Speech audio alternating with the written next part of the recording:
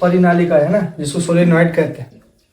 परिनालिका होता क्या है, कैसा दिखता है? तो परिनालिका जो है, पास पास लिपटे विद्युत रोधी तार, ये विद्युत रोधी तार होते हैं जो पास पास लिपटे होते हैं ऐसे। और ये जो दिख रहा है ना ब्लैक कलर का, एक बेलन आकृति है, विद्युत रोधी होता है। ये भी कैसा है? बेलन आकृति है, ये भी विद्युत रोधी होता है। आकृति अनेक फेरों वाली कुंडली को परिनालिका कहते हैं। ठीक है, पास पास लिपटे विद्युत रोधी तार की बेलन की आकृति अनेक फेरों वाली कुंडली को परिनालिका कहते हैं। इसका उपयोग क्या होता है? इसका उपयोग होता है जो चुंबकीय पदार्थ होते हैं ना, जैसे कि नरम लोहा जो चुंबक में चिपक जाता है चुंबकीय तार, उसको चुंबक बनाने में, उस पदार्थ को ही चुंबक बनाने में। मेरी बात को समझना, इसका प्रयोग क्या किया जाता है कि जो चुंबकीय पदार्थ होते हैं, लोहा हो गया, लोहा से बने कोई पदार्थ हो गए जो चुंबक में जाके चिपक जाते हैं, तो उसको चुंबकीय पदार्थ कहते हैं। ठीक है ना, उसको ये सोलेनॉइड क्या करता है? चुंबक बनाता है। इसलिए लिखा हुआ है परिनालिका का उपयोग किसी भी चुंबकीय पदार्थ जैसे नर्म लोहे को चुंबक बनाने में किया जाता है। बात समझ में? परिनालिका का चुंबकीय क्षेत्र कैसा होता है? एक बात जान लो, परिनालिका में चुंबकीय क्षेत्र दो जगह उत्पन्न होता है। ठीक है, एक अंदर होता है, एक बाहर होता है। सोलेनॉइड के अंदर होता है, ये इस प्रकार का संरचना होगा। ठीक है, ये ऐसा गोल है ना, ऐसा गोल, तो ये अंदर होगा इसके और बाहर होगा। तो परिनालिका का चुंबकीय क्षेत्र क्षण चुंबक जैसा होता है, क्षण चुंबक है ना, चुंबक जैसा होता है। परिनालिका के अंदर चुंबकीय क्षेत्र एक समान तथा समांतर रेखाओं द्वारा दर्शाया जाता है। कहाँ? परिनालिका के अंदर। कहाँ पे? परिनालिका के अंदर। मान के चलो कि ये दोनों तार हैं, ठीक है, इस दोनों को हम जोड़ दिए। किससे जोड़ दिए भाई? विद्युत मतलब बैटरी से जोड़ देते हैं। ठीक है, हम इसको क्या किए? बैटरी से जोड़ दिए। यानी कि इस परिनालिका में कुछ तो मात्रा में विद्युत धारा जा रहा है। माना विद्युत रोधी है, कुछ तो मात्रा में जा रहा है, तो इसके अंदर कुछ एक क्षेत्र उत्पन्न होगा। धारा जा रहा है तो चुंबकीय क्षेत्र तो उत्पन्न होगा। तो दो तरीके से होगा, एक परिनालिका के अंदर होगा, एक परिनालिका के बाहर होगा।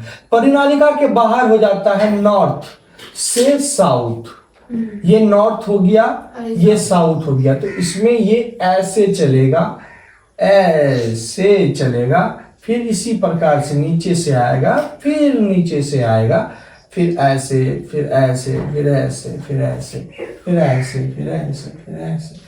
लेकिन इसके अंदर ये नॉर्थ टू साउथ जाता है। परिनालिका के बाहर उत्तर से दक्षिण जाता है। बात समझ में आ रहा है?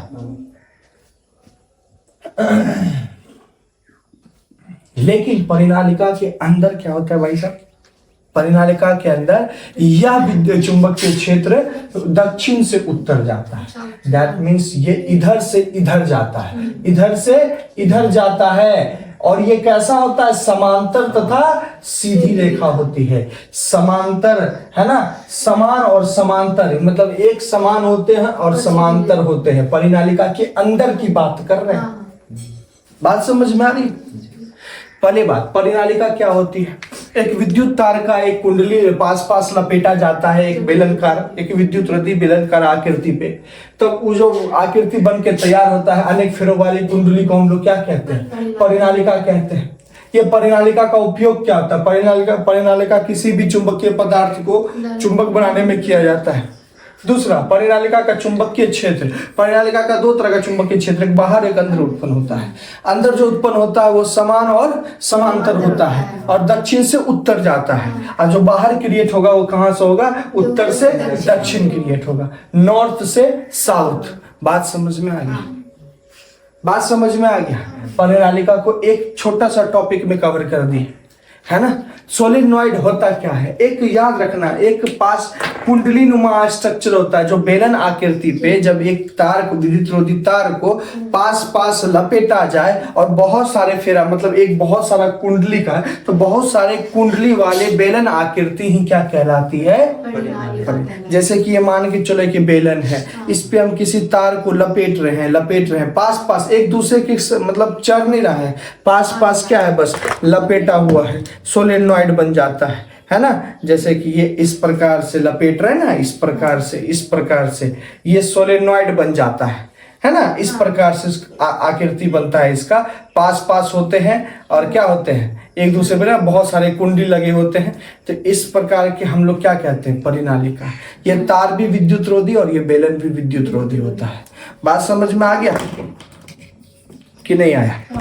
आ गया ना।